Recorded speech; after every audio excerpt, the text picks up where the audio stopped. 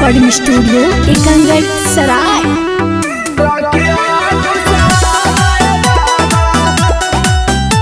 बोले शंकर भगवान की।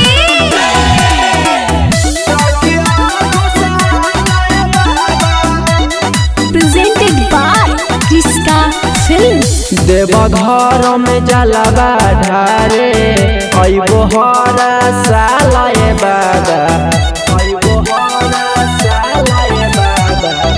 देवघर में जलवा ढारे अइबो हर साल ए बाबा। हमार पगल के सब दिन रखिया खुशहाल ए बाबा।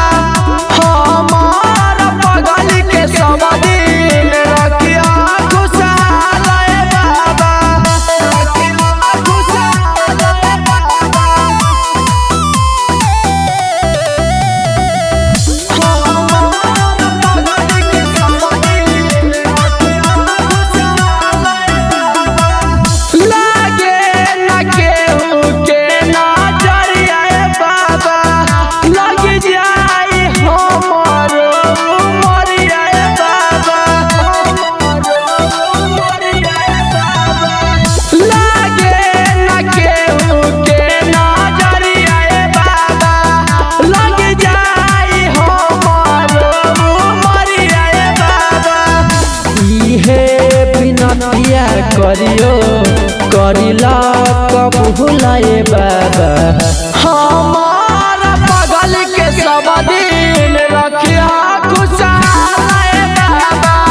हमार पगल के सब दिन रखिया खुशहाल ए बाबा,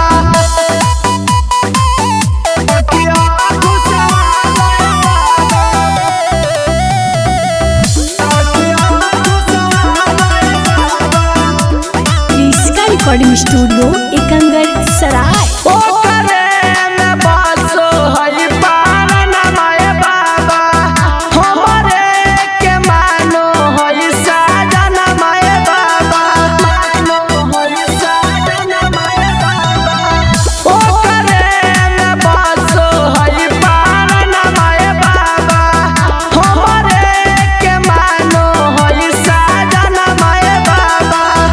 धीरज सूरज देवघर अइबो पाई दहल ए बाबा। हमार पगल के सब दिन रखिया खुशहाल ए बाबा। हमार पगल के सब दिन रखिया खुशहाल ए बाबा। इसका रिकॉर्डिंग स्टूडियो एकंगड़ सराय।